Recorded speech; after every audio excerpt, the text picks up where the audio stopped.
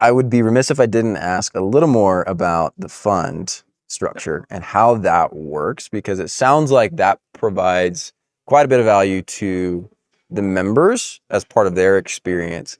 And one of the unique things I've observed just from having attended a couple band events is the way that all the members are totally on board, and there in large part because they're excited about this culture of supporting the analysts. Like, the analyst program is the centerpiece of the network, in my experience, from a cultural standpoint, and it's still professional and all the other things you described. Say more about the fund and how that fits in to all this and how you guys have made that work. I imagine that it's provided a lot of value. So tell me more about how it works.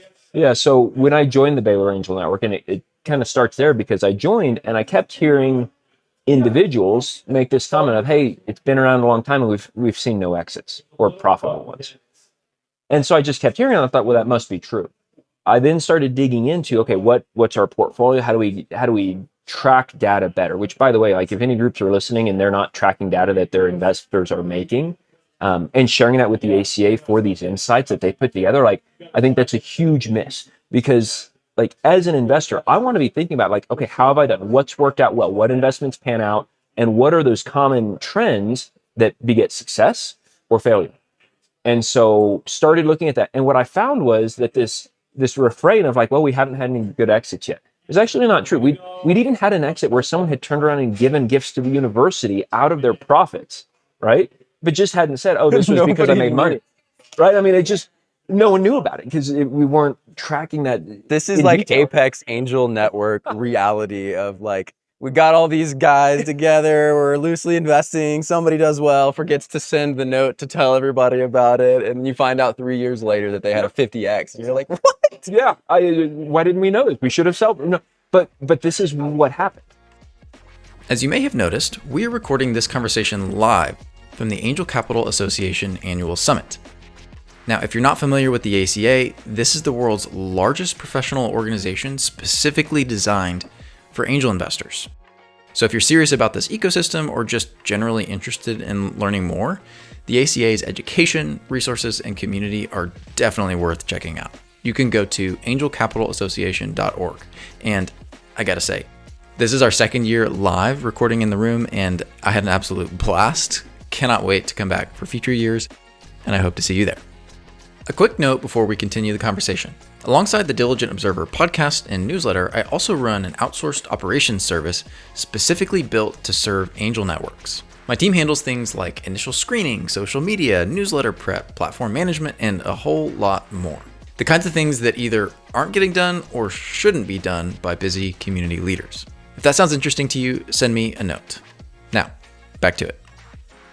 Looking at the numbers, our returns on investments made were in line with, like, Rob Wiltbank's articles on angel investing, right? Those seminal articles that came out in 2006 and 2017 and such.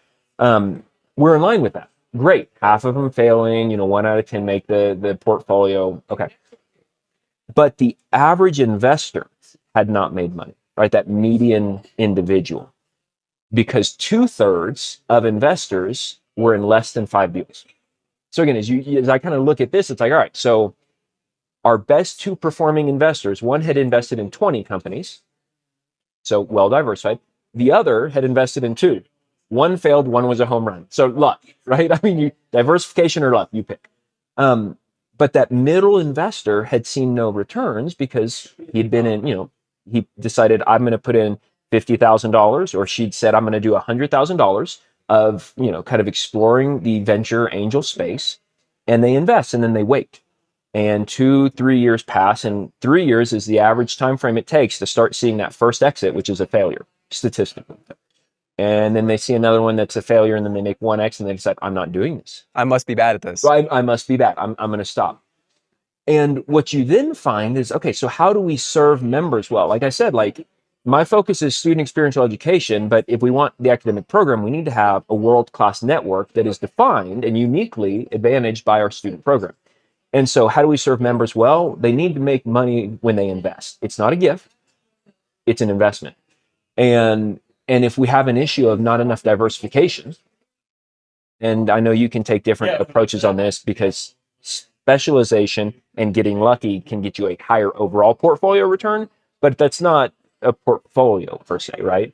And so, I kind of came up with this, perspective that we really need to make sure that we are offering our network a way to get, invest through a vehicle to get that diverse exposure. That way a member can come in and join, and they may decide, I'm going to do $25,000 in this deal because I like it.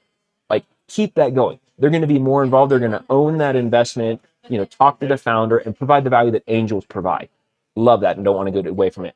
But we also can say, by the way, every other year outside of the university scope, right? We want to be encouraging, a member fund that is going to be investing over 2 years is the way the fund operates in about 15, 16 companies.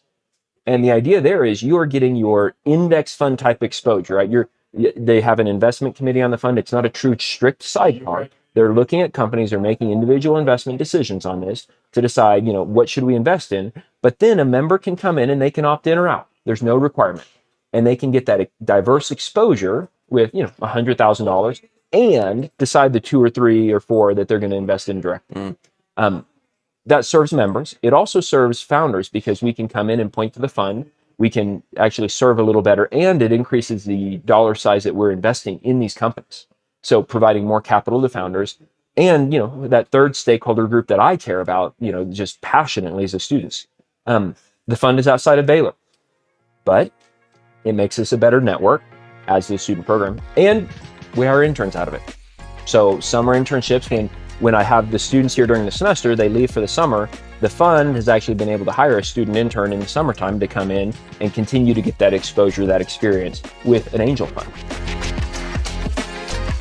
Thanks for listening to this episode of The Diligent Observer. I'm your host, Andrew, and if you're an angel investor looking for essential angel intel in 5 minutes every week, I think you'd enjoy my newsletter. I send my best stuff, interesting deals, and more straight to your inbox so you never miss a thing. Subscribe today at thediligentobserver.com.